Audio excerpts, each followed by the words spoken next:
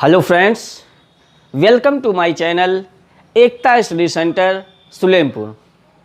बच्चों, आज हम आप लोगों को क्लास 12th की फिजिक्स पढ़ाएंगे। उसमें पहला चैप्टर है कूलाम का नियम तथा वैद्युत क्षेत्र। कूलाम का नियम जानने से पहले हमें कुछ चीज़ें जाननी है। उसमें सबसे पहला टॉपिक आता है इलेक्ट्रॉन सिद्धांत, इलेक्ट्रॉन थियरी, इलेक्ट्रॉन सिद्धांत। इलेक्ट्रॉन सिद्धांत क्या है बेटा? आवेश वाहकों की परिकल्पना का आधुनिक रूप ही इलेक्ट्रॉन सिद्धांत है। मैंने क्या कहा? आवेश वाहकों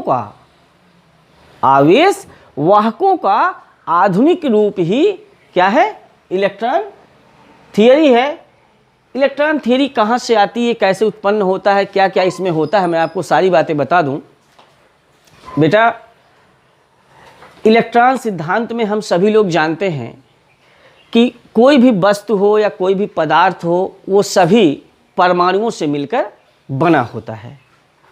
किससे मिलकर बना होता है? परमाणुओं से। और कोई भी परमाणु हो, उस परमाणु के भीतर एक भारी भाग होता है, सघन भाग होता है, जिसे हम लोग क्या बोलते हैं? नाभिक बोलते हैं, न्यूक्लियस बोलते हैं। और इस नाभिक में प्रोटॉन और न्यूट्रॉन पाए जाते हैं। कौन कौन? प्रोटॉन और न्यूट्रॉन पाए जाते हैं। प्रोटॉन पर धन आवेश होता है बेटा। कौन सा आवेश? धन आवेश। और न्यूट्रॉन पर कोई आवेश नहीं होता, उदासीन होता है ये, कोई आवेश नहीं, या आवेशहीन कह सकते हो। ठीक है।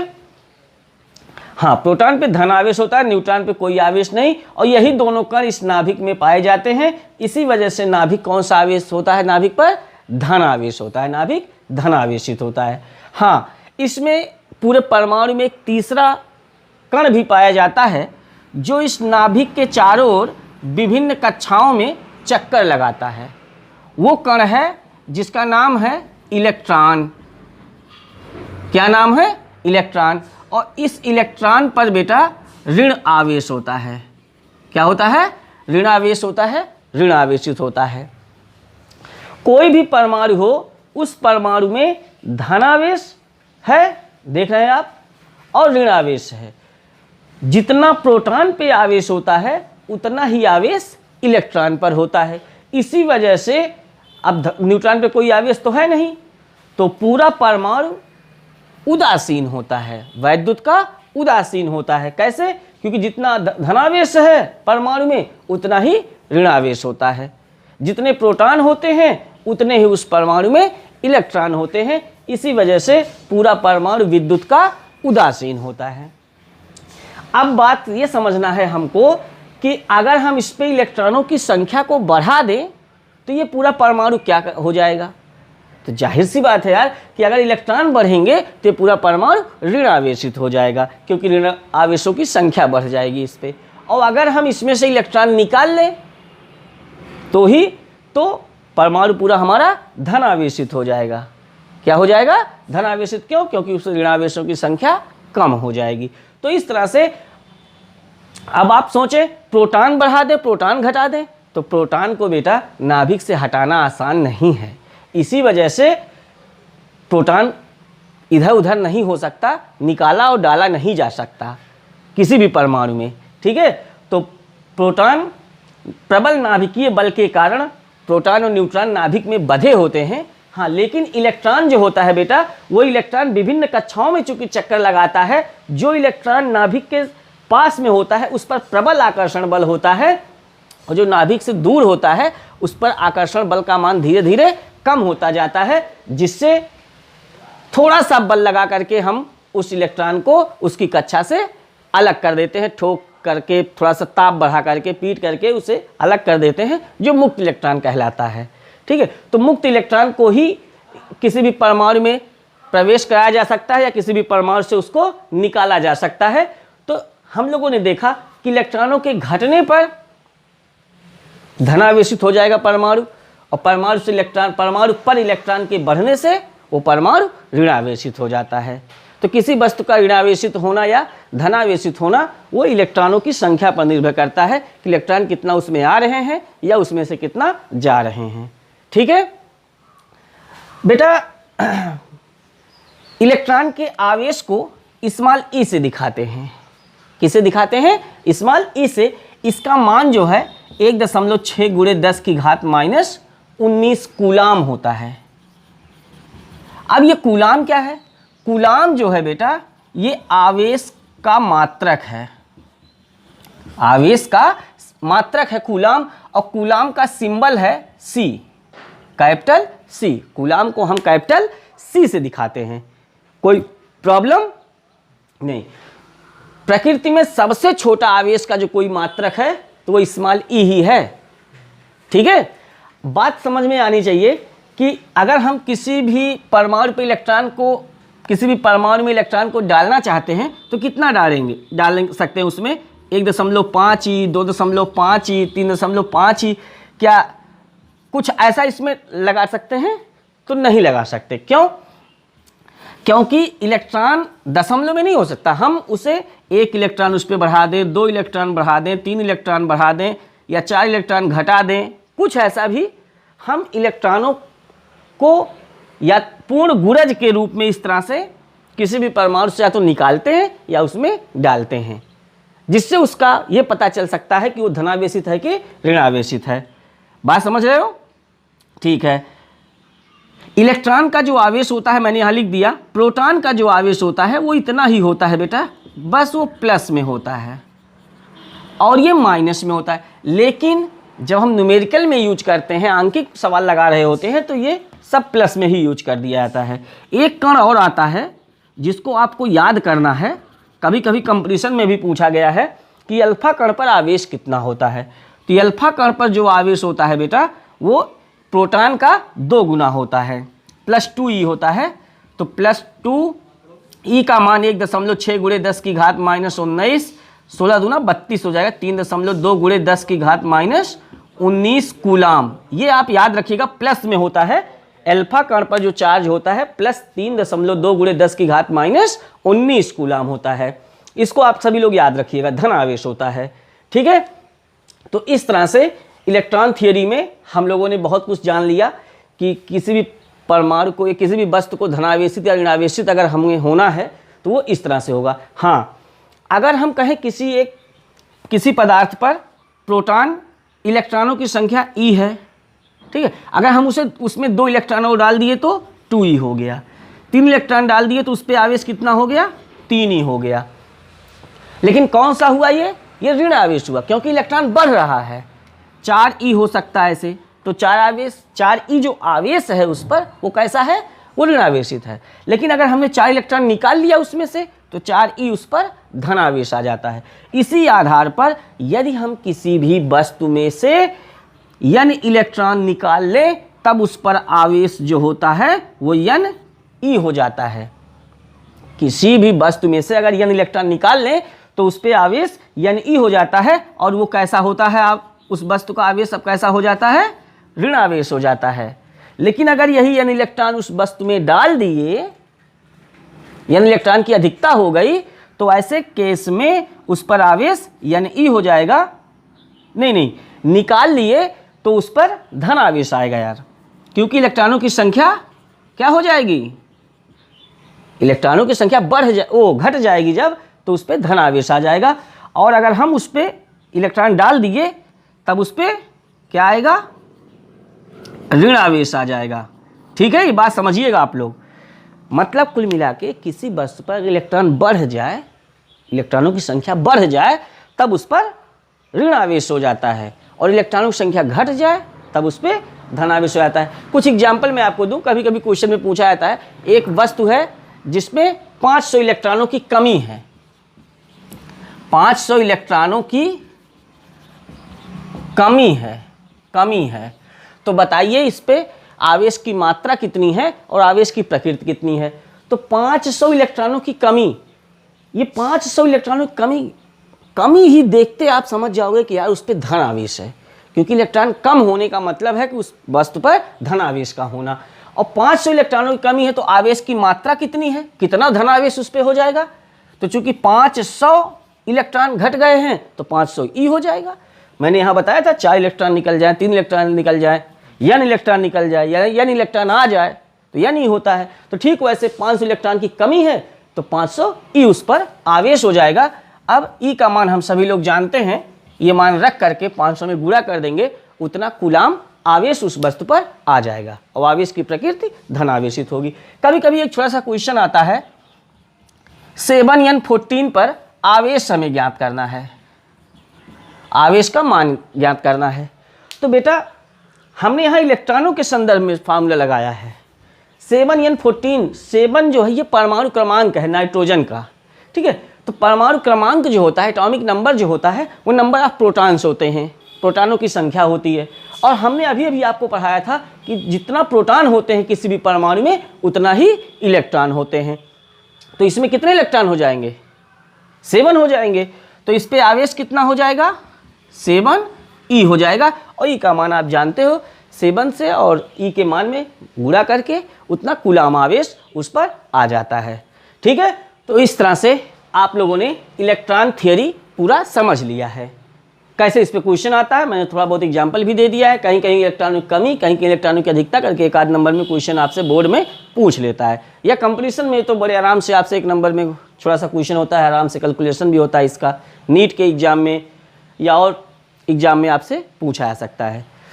तो इस तरह से ये बेसिक कॉन्सेप्ट रहे। अब बारी है आपको सीखने की कि कूलाम का नियम क्या है। कूलाम का नियम, कूलाम के नियम में यहाँ बेटा ये पूरी जो फिजिक्स चल रही है ये स्थिर स्टैटिक्स है, स्थिर वैद्युतिकी है। मतलब जो भी आवेश है वो स्थिर है, वो गतिमान नहीं है। अब हम लोग सीखेंगे कि कूलाम का नियम क्या है। कूलाम का नियम बेटा सन 1785 ईस्वी में एक फ्रांसीसी वैज्ञानिक हुए, फ्रांसीसी वैज्ञानिक थे जिनका नाम था क्या, कूलाम। इन्होंने दो स्थिर आवेशों के बीच Q1 Q2 मान लेते हैं, दोनों स्थिर हैं, गतिमान नहीं है। दो स्थिर आवेशों के बीच लगने वाले बल के संबंध में एक नियम दिया है, जिसे हम लोग कौन सा नियम कहते हैं, कूलाम का नियम कहते हैं। सन 1785 ईस्वी में फ्रांसीसी वैज्ञानिक कूलाम ने एक नियम दिया जिसे हम लोग क्या कहते हैं, कूलाम ने दो स्थिर बिंदु आवेशों के बीच लगने वाले बल के संबंध में एक नियम दिया जिसे हम कूलाम का नियम कहते हैं। कूलाम का नियम क्या है आप उसको मैं बोल दे रहा हूं, आप उसको नोट कर लीजिएगा कॉपी में, ठीक है। दो स्थिर बिंदु आवेशों के बीच, दो स्थिर बिंदु आवेशों के बीच लगने वाला आकर्षण अथवा प्रतिकर्षण का बल, या इसी को हम एक शब्द में कहें तो वैद्युत बल कह सकते हैं। दो स्थिर बिंदु आवेशों के बीच लगने वाला आकर्षण अथवा प्रतिकर्षण का बल उन दोनों आवेशों की मात्राओं के गुणनफल के अनुक्रमानुपाती, उन दोनों आवेशों की मात्राओं के गुणनफल के अनुक्रमानुपाती तथा उनके बीच की दूरी के वर्ग के व्युत्क्रमानुपाती होता है, ठीक है। तथा यह बल उन दोनों आवेशों को मिलाने वाली रेखा के अनुदिश होता है, ठीक है। दो स्थिर बिंदु आवेशों के बीच लगने वाला आकर्षण अथवा प्रतिकर्षण का बल उन दोनों आवेशों की मात्राओं के गुणनफल के अनुक्रमानुपाती तथा उनके बीच की दूरी के वर्ग के व्युत्क्रमानुपाती होता है, ठीक है। तथा यह बल उन दोनों आवेशों को मिलाने वाली रेखा के अनुदिश होता है, ठीक है। आप सब उसको याद कर लीजिएगा। वो नियम आपको अगर बोर्ड में आता है तो लिखना पड़ेगा, जो मैंने बोला है कॉपी में नोट कर लिए होंगे, ठीक है। अब फिर उसके बाद माना दो आवेश Q1 और Q2 हैं जिनके बीच की दूरी r है। तो कूलाम के नियमानुसार F अनुक्रमानुपाती Q1 Q2 by r square. ठीक है, जब हम अनुक्रमानुपाती का चिन्ह यहाँ से हटाते हैं तो एक कांस्टेंट आता है, कौन? K, Q1 Q2 by r square. जहाँ K का मान बताया गया प्रयोगों द्वारा, K का मान 9 गुणे 10 की घात 9 न्यूटन मीटर स्क्वायर प्रति कूलाम स्क्वायर होता है। K का मान 9 गुणे 10 की घात 9 न्यूटन मीटर स्क्वायर प्रति कूलाम स्क्वायर होता है। और ये K का जो मान होता है वो बल के मात्रक, दूरी और आवेश के मात्रक पर निर्भर करता है। ठीक है, फिर इस K के मान को आसानी के लिए, कि इस सूत्र को और आसान किया जा सके, आसानी से याद हो सके, निर्वात अथवा वायु में ये दोनों आवेश निर्वात अथवा वायु के लिए, कि अगर ये दोनों आवेश निर्वात अथवा वायु में स्थित हो जाए तो सुविधा की दृष्टि से K का मान 1/4 पाई एप्सिलॉन 0 लिखा जाता है। 1/4 पाई एप्सिलॉन 0 लिखा जाता है सुविधा की दृष्टि से। इसका मान अब हमारा दोनों आवेशों के बीच, अगर वो निर्वात अथवा वायु में है, तब उनके बीच लगने वाला बल क्या हो जाएगा? 1/4 pi epsilon 0 Q1 Q2 by r square Newton. ठीक है, तो इस तरह से निर्वात अथवा वायु में अगर आवेश स्थित है तो उनके बीच लगने वाला बल इतना है। अब समझ में आना चाहिए हमको। ठीक है, इतना हो गया। अब ये बात इसकी जाननी है कि एप्सिलॉन 0 है क्या। एप्सिलॉन 0 को बेटा कहते हैं निर्वात की वैद्युतशीलता। क्या कहते हैं? निर्वात की वैद्युतशीलता कहते हैं। क्या पढ़ते हैं इसको? मैं हिंदी में भी लिख दे रहा हूं, एप्सिलॉन, कहीं कहीं नॉट भी बोलते हैं या जीरो बोल देते हैं। नॉट मीन्स निर्वात, ठीक है, जीरो मीन्स भी निर्वात, ठीक है। एप्सिलॉन 0 या एप्सिलॉन नॉट, ठीक है, निर्वात की वैद्युतशीलता, permittivity of free space, confirm. तो ये है कूलाम का नियम। लेकिन ये तब है जब दोनों आवेशों के बीच निर्वात अथवा वायु है।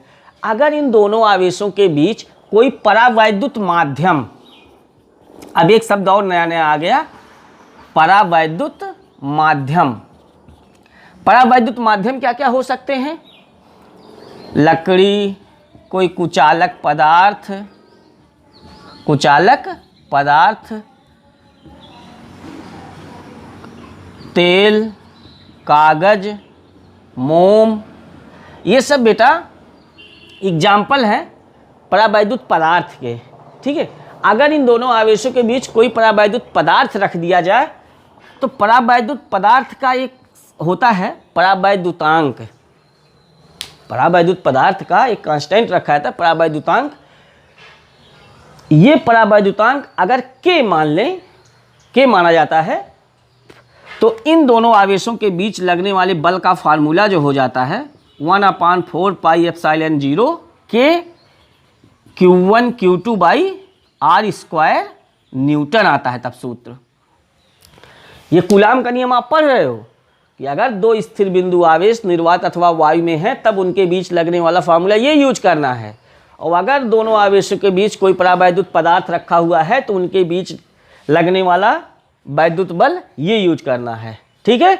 अगर मैं इसको समीकरण 1 मान लूँ और इसको समीकरण 2 मान लूँ, भाग कर दूँ, समीकरण 1 भागे समीकरण 2, ये F जो है ये मान लेते हैं निर्वात में है और ये जो है किसी मीडियम में है, उसके बीच कोई माध्यम है। दोनों को भाग करूं तो F बाई Fm बराबर क्या हो जाएगा? 1/4 pi epsilon 0 Q1 Q2 by r square, 1/4 pi epsilon 0 K Q1 Q2 by r square. तो ये इससे कट जाएगा, 1/4 पाई एप्सिलॉन 0 Q1 Q2 से कट जाएगा। तो क्या आया? F/, Fm बराबर 1/k आया। तो k बराबर क्या आ जाएगा, अगर यहाँ से k का मान निकालें तो क्या आ जाएगा, नहीं 1/k नहीं आएगा, k आ जाएगा। ये 1/k नीचे है तो पलट जाएगा तो k हो जाएगा। तो k इज इक्वल टू आया F/F यम आ गया। ठीक है, k क्या है, परावैद्युत नियतांक है। ठीक है, परावैद्युतांक जिसे कहते हैं। अब अगर यहाँ से हम परावैद्युतांक की परिभाषा दें तो क्या देंगे बेटा, ध्यान देना, वैद्युतांक या परावैद्युत नियतांक। ठीक है, परावैद्युतांक किसे कहते हैं, तो यहाँ से आपका स्पष्ट हो जाएगा। F क्या है, F निर्वात अथवा वायु में स्थित दो स्थिर बिंदु आवेशों के बीच लगने वाला बल और परावैद्युत माध्यम में स्थित दो स्थिर बिंदु आवेशों के बीच लगने वाले बल के अनुपात को उस परावैद्युत माध्यम का क्या कहते हैं, परावैद्युतांक कहते हैं। निर्वात अथवा वायु में स्थित दो स्थिर बिंदु आवेशों के बीच लगने वाला बल और परावैद्युत माध्यम में स्थित दो स्थिर बिंदु आवेशों के बीच लगने वाले बल के अनुपात को उस परावैद्युत माध्यम का परावैद्युतांक कहते हैं। ठीक है, एक तो परावैद्युतांक की ये परिभाषा हो गई। और एक बात देखो बेटा, यहाँ एप्सिलॉन 0 है और यहाँ मैंने लिखा है एप्सिलॉन 0 के।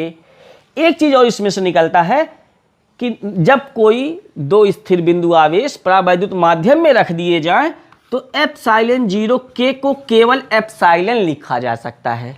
क्या लिखा जा सकता है, एप्सिलॉन।